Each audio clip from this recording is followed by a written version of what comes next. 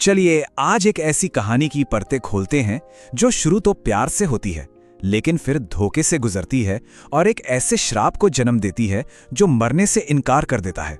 ये कहानी है काली की आत्मा की। हर कहानी की एक शुरुआत होती है ना? और इस कहानी की शुरुआत होती है एक खौफनाक वादे से, बदले की एक ऐसी कसम जो आगे होने वाली हर घटना की नींव रखती है। इस पूरे खौफ को समझने के लिए हमें थोड़ा सा समय में पीछे जाना होगा, एक युवा औरत काली की दर्दनाक कहानी तक। तो देखिए काली की कहानी कैसे एक मोड़ लेती है। एक वादा था जो धोखे में बदल गया। इसी धोखे ने उसे काले जादू के अंधेरे रास्ते पर धकेल दिया और इसका अंजाम गांव वालों ने ही उसे उसकी झोपड़ी में जिंदा जला दिया। मतलब प्यार का अंत इतनी बेरहमी से हुआ। लेकिन कहानी यहां खत्म नहीं होती।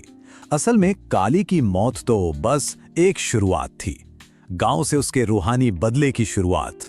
आत्मा बनकर काली अपना वो भयानक वादा पूरा करने लौटती है। प्रधान का पूरा परिवार एक एक करके उसके कहर का शिकार बन जाता है, कोई नहीं बचता। तो अब सवाल ये था कि इस आत्मा को रोके कैसे? गांव वालों ने एक तांत्रिक को बुलाया जिसने काली की ही राख से एक मूर्ति बनाई, मंत्रों से उसकी आत्मा को उसमें कैद किया और फिर उस मूर्ति को जमीन में दफना दिया। सबको लगा कि खौफ खत्म हो गया, लेकिन ये बस कुछ वक्त की शांति थी। अब कई साल बीत गए, गांव का नक्शा तक बदल गया और फिर कहानी में एंट्री होती है एक नए जोड़े किशोर और सरला की।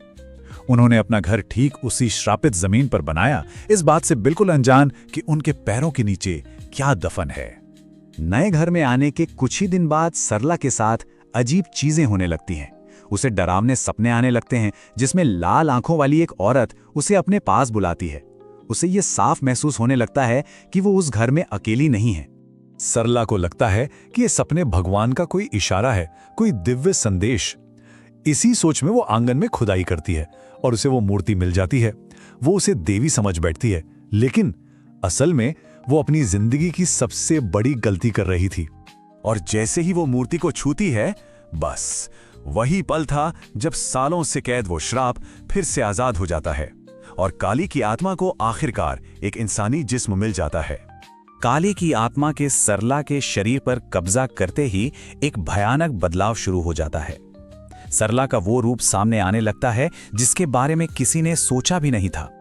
और ये बदलाव सिर्फ दिमागी नहीं था, बल्कि जिस्मानी भी था।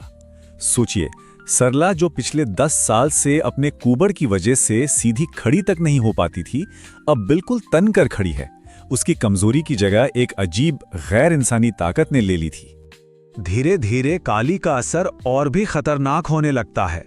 अब बात सिर्फ मूर्ति को कच्चा मांस चढ़ाने तक नहीं थी, वो गांव में बिल्लियों को मारकर फेंकने लगती है, जानवरों की बलि देना शुरू कर देती है और पूरे गांव में दहशत फैला देती है।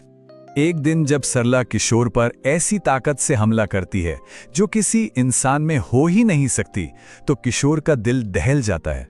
वो समझ जाता है कि उसके सामने जो है वो उसकी पत्नी नहीं, कुछ और है, और वो मदद के लिए भागता है। और फिर गांव का नया तांत्रिक उस सच को सामने लाता है जिसे सब भूल चुके थे। वो बताता है कि यह मूर्ति कोई देवी नहीं, बल्कि काली नाम की एक शक्तिशाली बुरी आत्मा की जेल है। एक ऐसी आत्मा जो धोखे और नफरत से पैदा हुई है। तब मैदान तैयार था। एक तरफ था तांत्रिक का प्राचीन ज्ञान और दूसरी तरफ काली का सदियों पुराना, कभी न खत्म होने वाला गुस्सा। कहानी अब अपने आखिरी और सबसे खौफनाक पड़ाव पर है। चलिए देखते हैं कि इस लड़ाई का अंजाम क्या होता है। घर के अंदर काली की ताकत के आगे कोई नहीं टिक पाता। तांत्रिक के बड़े बड़े मंत्र भी उस पर बेअसर हो रहे थे। वो हर वार का सामना बड़ी आसानी से कर रही थी। अपनी ताकत के एक भयानक प्रदर्शन में काली के काबू में सरला किशोर को एक ही झटके में उठाकर दीवार पर दे मारती है और उसकी वहीं मौत हो जाती है। किशोर के बाद काली की आत्मा सरला के जिस्म से बाहर निकलती है और सीधा तांत्रिक पर हमला करती है। वो उसके शरीर को इस बुरी तरह मरोड़ देती है कि उसकी भी जान चली जाती है।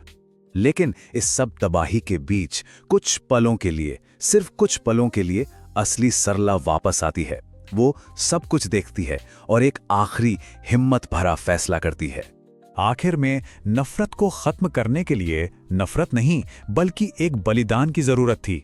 सरला ने मूर्ति के साथ खुद को आग के हवाले कर दिया और बदले के सिलसिले को हमेशा हमेशा के लिए खत्म कर दिया। तो ये कहानी हमें एक बहुत गहरे सवाल के साथ छोड़ जाती है कि बदले की आग में असल में कौन ज्यादा जलता है, वो जो नफरत करता है या वो जिससे नफरत की जाती है।